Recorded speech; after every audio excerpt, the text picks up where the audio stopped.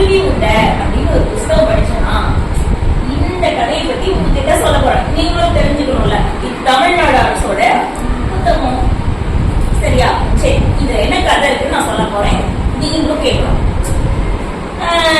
ஒரு வீட்டுல ஒரு அழகான கூட ஒரு கிராமம், ரொம்ப அழகான பசுமையான கிராமத்துல ஒரு நல்ல பசுமையான ஒரு இடத்துல ஒரு அழகான மரம். அந்த மரத்துல ஒரு தாய்க்குருவி தன்னோட குட்டிகளுக்காக என்ன செய்தான்? ஒரு கூடு கட்டிச்சான். அந்த கூட்டுல 5 முட்டை படிச்சான். நல்ல கூடெல்லாம் வந்ததுக்கு அப்புறம் 5 முட்டை. அந்த 5 முட்டைய பகல கவனமா பார்த்துக்கிட்டு இருந்துச்சான். அப்புறமா கொஞ்ச நாள் கழிச்சு அது பிறந்தோடனே அந்த முட்டைய பறக்க போகுது இல்லையா, அதுக்காக அதுக்கு உணவு வேணும்ல குஞ்சுகளுக்கு. அதனால என்ன செஞ்சுச்சான், எங்கடா போலாம், எங்கடா உணவு கிடைக்கும் அப்படின்னு சொல்லிட்டு யோசிச்சு பார்த்துட்டு அது வெளியே பறந்து போச்சு. இதுக்கு இடையில அந்த வீட்டுல ஒரு குட்டி பையன் தான். அந்த குட்டி பையன் வேற யாரும் இல்ல, நான் தான். என் பேர் என்ன தெரியுமா? ஹரிஹரன். அது இந்த எந்த வீடு தெரியுமா? எங்க வீடு தான். அந்த வீட்டுல எங்க அப்பா குட்டி எப்ப எப்ப இங்க வாப்பா வாப்பா, அங்க பாருப்பா, அங்க பாருப்பா, அங்க குருவி இருக்கு பாருப்பா, அங்க குருவி கூடு வச்சிருப்பா. ஆமாடா, அப்பாப்பா ப்ளீஸ்பா என்னை கூட்டு போய் அந்த தரப்பு சொல்லுங்கப்பா, நான் பாக்கணும். ஐயோ, நம்ம தொட்டாவது உடைஞ்சிரும், அந்த தாய் குருவி பயந்துரும், அதெல்லாம் தொடக்கூடாது அப்படின்னு எங்க அப்பா சொன்னாரு. ஆனாலே எனக்கு பயங்கர ஆசை. ப்ளீஸ்பா ஏறி உங்க தோல் இல்லைன்னு எனக்கு லேசா காவிலப்பா, நான் லேசா தொட்டு பார்ப்பேன். சரி, நீ எதுவும் செய்யக்கூடாது, தாய்க்குருவி வெளியே போயிருக்கு, அதனால அங்க எந்த ஆபத்தும் இருக்கக்கூடாது அப்படின்னா உடனே நானும் என்ன பண்ணிட்டேன். சரி, எங்க அப்பா சொல்றாரு, நிஜமாப்பா நீ சொல்றத நான் வந்து தட்டவே மாட்டேன், நீ சொல்றத நான் கேட்பேன். அப்பா அம்மா சொல்றேன் கேள்விப்படுமா இல்லையா? நானும் ஆகும் சரி அப்படின்னு சொல்லிட்டு கீழ்படிக்கும்.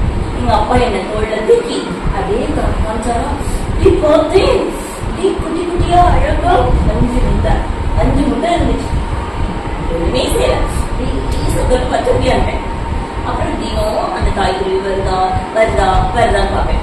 அது வந்துச்சு. என்ன பண்றாங்க? அப்ப வந்து ஒரு நாள் இந்த காய்கறி என்ன செஞ்சு தூதுவழை பழம் ஒண்ணு வந்துச்சு. நம்ம பாட்டி நம்ம சளி பிடிக்கிறப்ப கொடுத்தாங்களே தூதுவழை பழம், அதுதானே அப்படின்னு எனக்கு தோணுச்சு. உடனே அதை எடுத்துட்டு போய் கீழே கிடந்துச்சா, ஓடி போய் எங்க பாட்டிகிட்ட கேட்டேன். பாட்டி என்ன பழம், எனக்கு சளி பிடிக்காம இருக்கிறதுக்கு கொடுப்பீங்களா? ஆமாடி தங்கம், ஆமாடி பேராண்டி அப்படின்னு சொன்னாங்க. உடனே அப்ப அதோட குழந்தைங்களுக்கு சளி பிடிக்காம இருக்கிறது அந்த குருவி வச்ச தாப்பா, கொண்டு தாப்பா அப்படின்னு நான் கேட்டேன். இப்படி எனக்குள்ள நிறைய கேள்விகள் இருந்துச்சு. எனக்கு ரொம்ப பிடிச்சிருச்சு. இந்த குட்டி குஞ்செல்லாம் செல்ல பிராணிலாம் ரொம்ப பிடிக்கும். நானும் எங்க அப்பாட்ட நிறைய நாள் அப்பா எனக்கு ஒரு பூனை வாங்கி கொடுப்பா, எனக்கு ஒரு நாய் வாங்கி கொடுப்பா, எனக்கு ஒரு கிளி வாங்கி கொடுப்பா நான் கேட்டேன். ஆனா எங்க அப்பா அதெல்லாம் செய்யவே வேணாம், கூடவே கூடாது சொல்லிக்கிட்டே இருந்தாரு.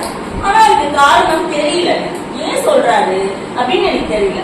அப்ப குருவி அதுவா வந்துச்சு. எங்க வீடு அழகா இருந்ததுனால, மரம் இருந்ததுனால அந்த குருவி தானா வந்து குடியிருச்சு. இப்படி இருக்கப்ப ஒரு நாள் என்ன பண்ணுச்சுன்னா, ஒரு புழு கொண்டு வந்துச்சு. தாய்க்குருவி என்ன கொண்டு வந்துச்சு? புழு.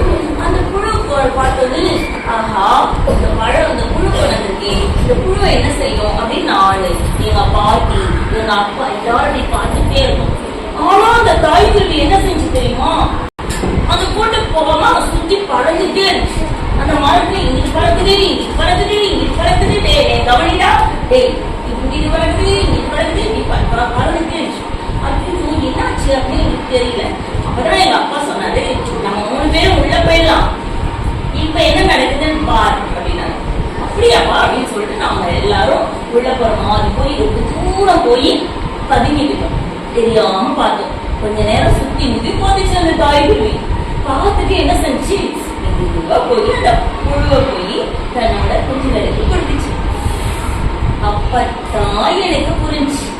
எங்க அப்பா சொன்னார், பத்தியா நம்ம இங்க இருக்கிற வரைக்கும் அந்த குருவிக்கு டிஸ்டர்பன்ஸா இருக்கும், கஷ்டமா இருந்திருக்கு போல. அதனாலதான் என்ன செஞ்சிருக்கு, அது தன்னோட நம்ம எப்படா போலான்னு வெயிட் பண்ணிருக்கு. சரியான அதுக்கான சரியான சூழல் இருந்தாதான் அது குழந்தைங்களுக்கு சேஃபா பாதுகாப்பா உணவு கொடுக்க முடியும் அப்படின்னு சொன்னாரு. எனக்கும் அப்பதான் புரிஞ்சு, ஓகேப்பா இனிமே நம்ம அவங்கள டிஸ்டர்ப் பண்ண மாட்டோம்ப்பா, அவங்க பாட்டுக்கு இருக்கட்டும்ப்பா அப்படின்னு சொல்லிட்டு சொன்னோம். இந்த மாதிரி என்ன சொன்னோம். அப்புறம் அது தன்னோட குஞ்சுகளுக்கு உணவு கொடுத்து ஜாலியா அவங்கள வளர்றது. இதுல இருந்து என்ன தெரியுது தெரியுமா நீதி? இந்த இயற்கையில இருந்துதான் நம்ம எல்லாம் பிறந்தோம். விலங்குகள் இருக்கு, பறவைகள் இருக்கு, தாவரங்கள் இருக்கு, இது எல்லாம் சேர்ந்ததான் இருக்கு. இந்த இயற்கையில் அதுவாகவே வாழ்விடணும். அவர்களுக்கான வாழ்வதற்கான உரிமை அவங்களுக்கு கொடுக்கணும். செல்லம் பெட் அனிமல்ஸ் வளர்க்கணும் அப்படின்ற பேர்ல எந்த உயிர்களையும் அடிமைப்படுத்த